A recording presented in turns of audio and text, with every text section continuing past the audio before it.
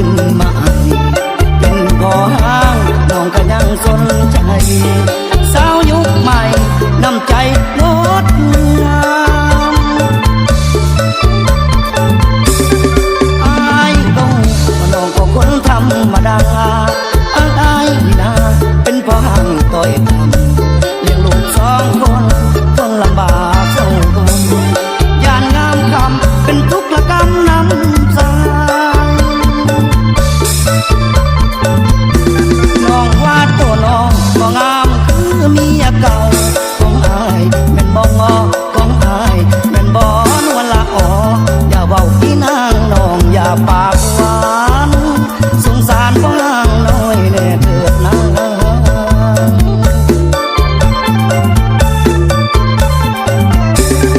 ได้กับน้องอายสิขอสัญญามาน้องมาถ้าน้องจริงคือเว้าถ้าน้องเห็นดีแต่งงานเลยสองเฮาเรื่องเมียเก่าน้องอย่าได้น้อยใจลูกหญิงชายให้น้องมาเลี้ยงเอาขอมือพ่อห้างน้อยขอมือพ่อห้างน้อยนะยกมือแกแดงน้องว่าตัวน้องบ่งามคือเมียเก่าของอายแม่นบ่งอของอายแม่นบ่นวลละอ๋ออย่าเว้าพี่นางน้องอย่าปากหวานสงสารพ่อห้างน้อยแน่เถิดนะ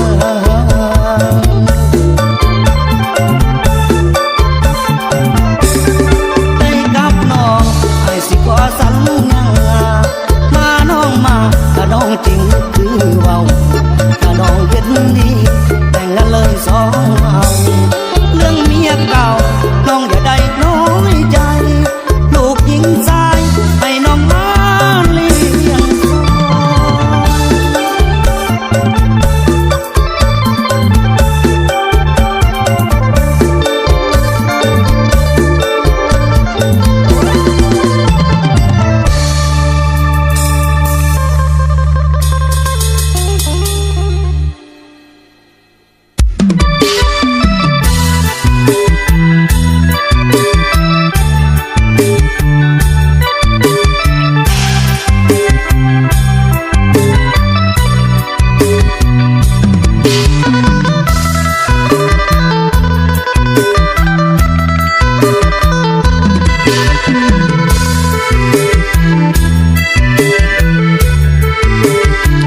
เสียใจแห้งแห้งลงหักกำแพงคนมีฐานะอายคงบ่มีวาสนาสิได้กันดามาเป็นแฟนอายมันคนจนแอบรักหน้ามนต์คนสวยแก้มแดงก็เลยได้แต่รักแยงเบิ่งจ้องยานแฟนน้องเห็นผู้บังเอาเศรษฐีเขามีดีกี่นักเขียนน้องไอ้กำมาก่อนกระจอกทางตาน้องคงบ่เลี้ยวในแง้มเป็นได้เพียงฝันดังพระจันทร์ค่ำคืนเดือนแหมก็มีว่าสิใต้แอมแนมก็แนมแต่เพียงสายตาอายกินปิ้งมากับเหล้าดองยาหนึ่งกล่องส่วนตัวน้องกินจนนี่สิ้นจุ่มซุ่มยายกินไปโลดสั่งไปโลดกินน้ำคนเงินลายถ้ากินน้ำอายสิพ่ององจ่ายแต่เพียงปีมาต่อไปนี้สิขอลดนี้ให้ไกลนาให้ผู้บางเอากำพาวาสนาก็พอสำนี้อายกับน้องนางมันหากต่างห่างกันสักทีให้คนจนคนนี้วาสนามีสมเพียงปี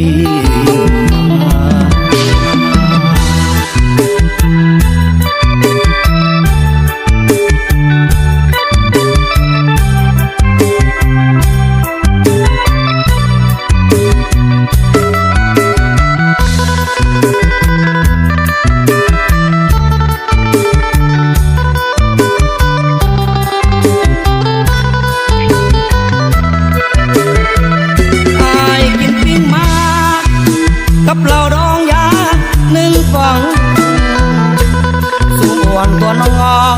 กินจนนี่สิ้นจุ่มซุ่มใหญ่กินไปโลดสั่งไปโลดกินน้ำคนเงินลาถ้ากินน้ำอายสิพงน้องจ่ายแต่เพียงปีมา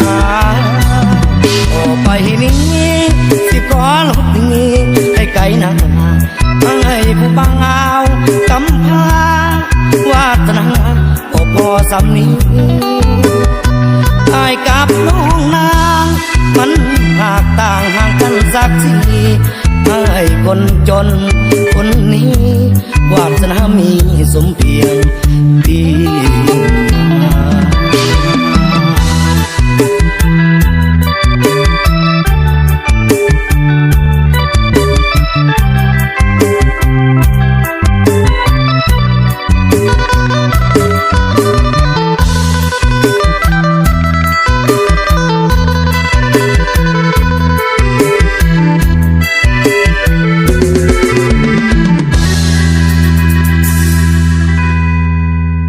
ค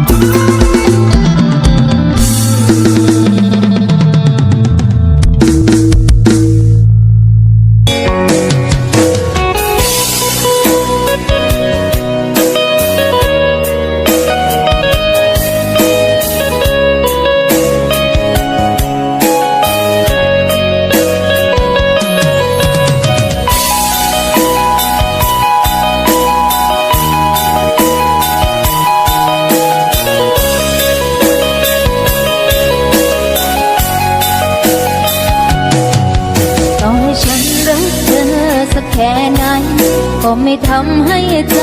เธอไหว้หวันแต่เธอคือคนสำคัญของหัวใจคำว่ารักมันไม่มีวันยอมหยุดให้ใจของฉันไม่รักเธอนั้นทนไม่ไหวเลยต้องยอมจำนนรู้ว่าฉันมีแฟนแล้วแต่ไม่กล้ารักเธออย่างนี้ใจเจ้าเอ่ยจำช้ำหรือดีแบบนี้ขอให้ฉันคนเดียวพอไปรักใครไม่รักไปรักคนที่มีเจ้าพอหมดสิทธิ์ที่จะครอบครองเป็นพี่น้องก็ดีแค่ไหนวันนั้นเธอบอกรักฉันมาวันนี้ทำเปลี่ยนแปลงไปหมดแล้วเยื่อใยหมดสุดท้ายได้แค่พี่น้อง